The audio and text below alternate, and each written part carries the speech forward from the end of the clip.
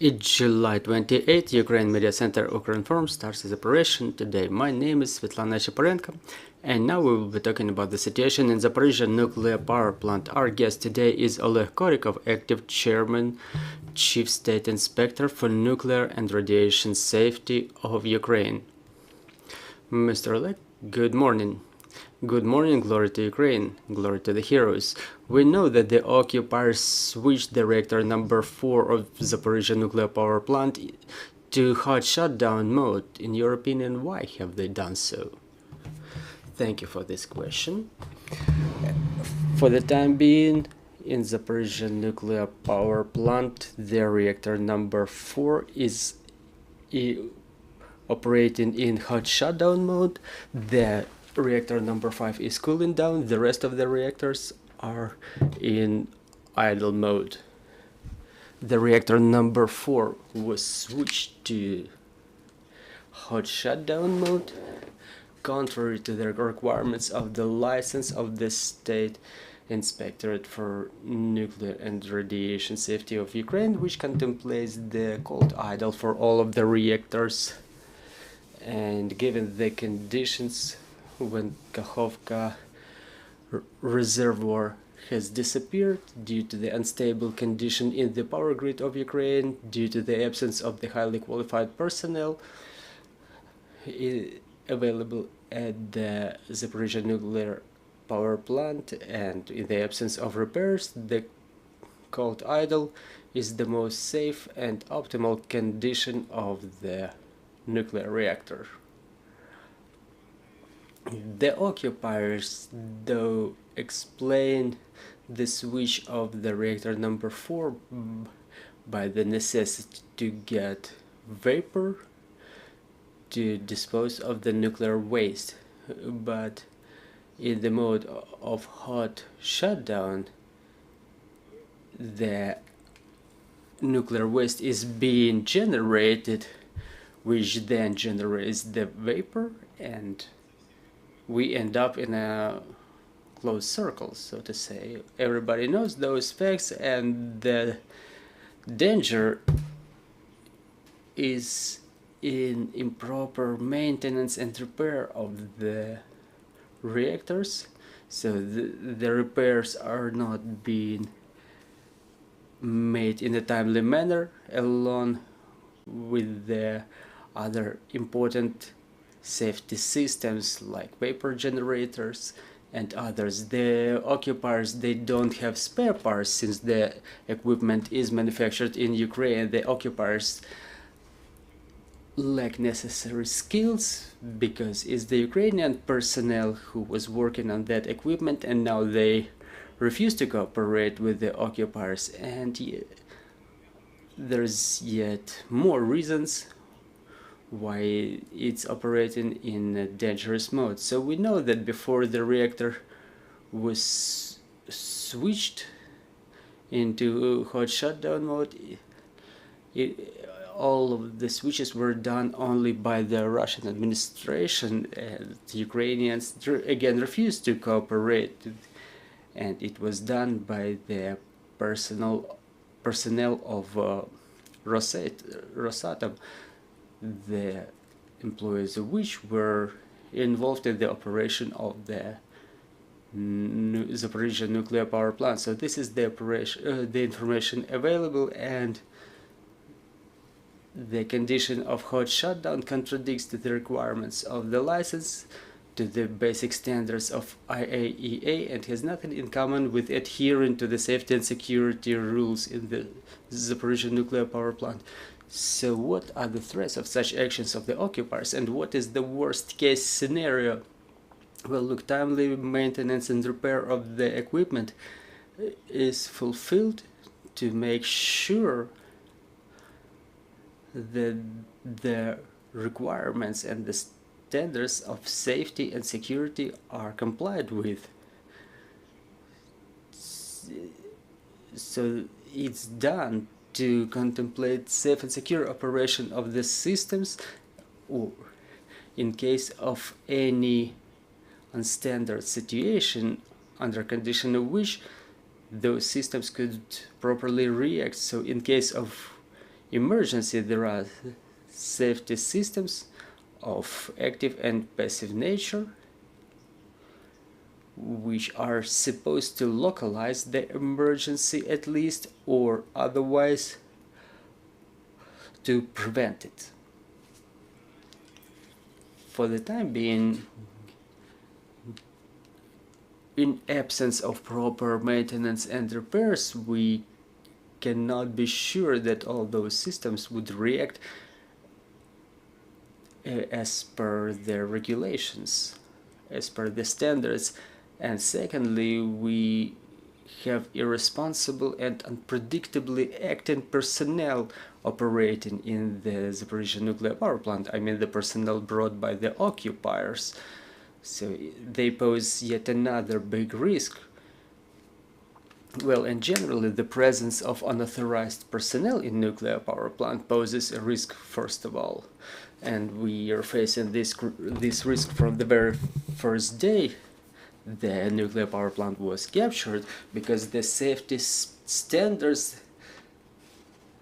contemplate that is the operator who controls access to the power plant to make sure that only the personnel which is authorized to safely operate the plant could have access. Now the access is controlled by the occupiers, and at their own discretion they provide such access to those they deem necessary. Thus, the territory of nuclear power plant was transformed by the occupiers into a military base. There are weapons, explosives, ammunition, military vehicles, and military personnel present in the nuclear power plant, which has nothing to do with compliance with the safety and security standards. Lately, we have gotten information from IAEA, whose representatives stay in the Zaporizhzhia nuclear power plant on a permanent basis, that they have identified the mines there, that there are explosions heard around the area of Zaporizhzhia nuclear power plant. On the 24th, 25th of July we were getting such reports, and Rafael Mariano Grossi, the head of IAEA, made a statement that mining contradicts to the IAEA safety and security standards. Well, it's a fact. At the same time, the occupiers do not provide access to all of the facilities for the IAEA representatives, and when they ask to inspect the trucks that are staying in the machine halls 1, 2, and 4, they are not being allowed to do so. Well, generally permanent mission of the IAEA exercises some pressure on the occupiers, because they are not used to work under conditions of monitoring. Obviously they have something to hide, and our international partners, along with the IAEA, insist on full access to make sure IAEA can see the full and real picture, to evaluate it for its compliance with the international safety standards, and to make relevant statement. However, such access is not being provided so far, and IAEA respectively continues to expect to get such access. Thank you, but according to your estimates, how far are we from the worst case scenario, say on a scale from 1 to 10? I would say that the risk of emergencies is quite high. Because again, the nuclear power plant is transformed into a military base with explosives and vehicles. The basic principles of safety are not adhered to. The decisions of the safety and security regulator, the enemy fulfills illegal modifications. There is no proper number of qualified personnel, there is no proper maintenance and repairs, there is no reliable electric power supply, there is no source or reliable source of water supply. The system of emergency actions is in fact destroyed because the crisis centers, both internal and external, do not operate. The system of monitoring is switched off. The occupiers disconnected the system that sends the indicators live to IAEA, and now that they send those indicators to the main office of IAEA in manual mode.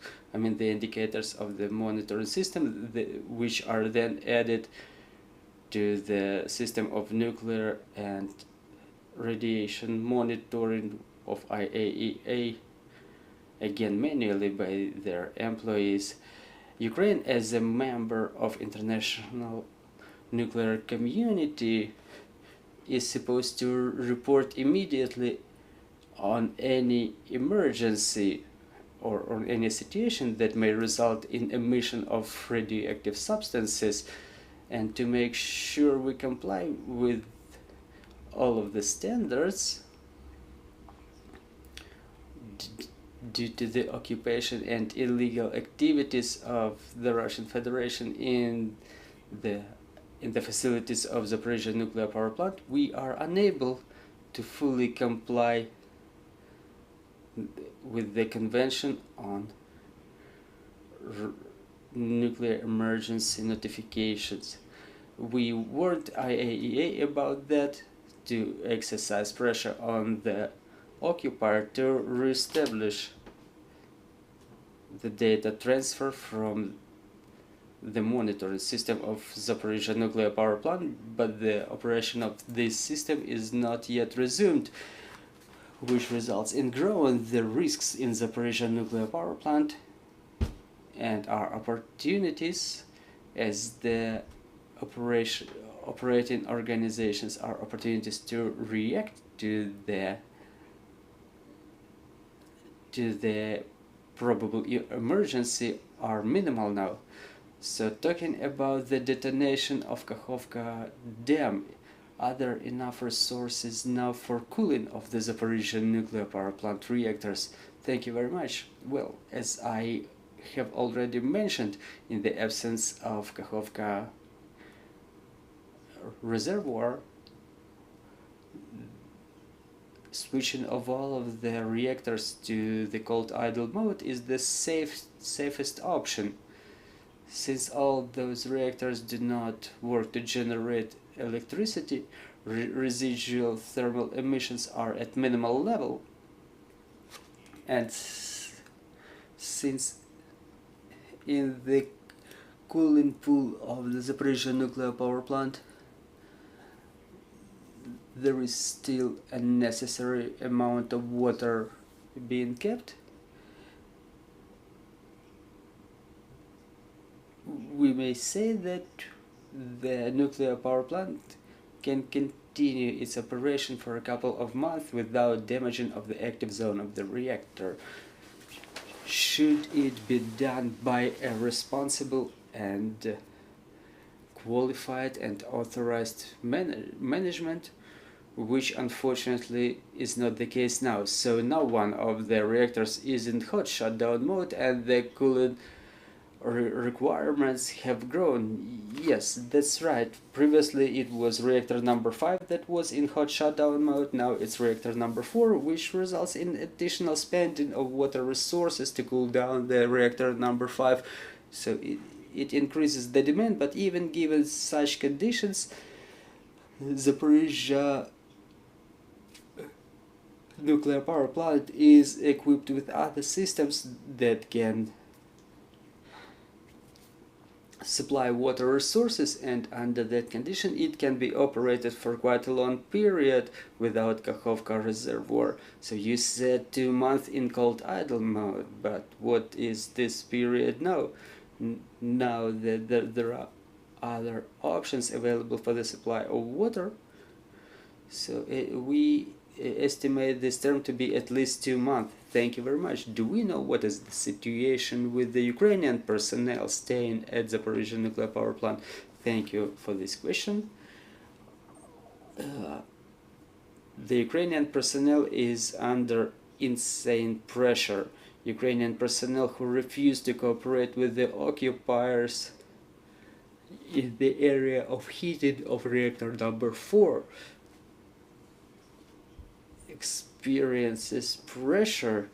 The personnel that refuse to get Russian passports, they are being taken for interviews by the occupiers. They are being pressed, the family members are being pressed on, and there